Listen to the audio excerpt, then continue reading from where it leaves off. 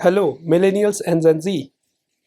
In our last video, we have covered the encoder module. In this video, we are going to start with the decoder module.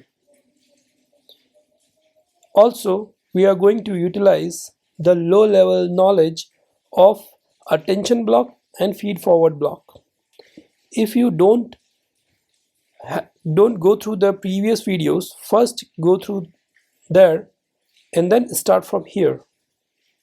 Blocks with the similar name work in the similar manner, like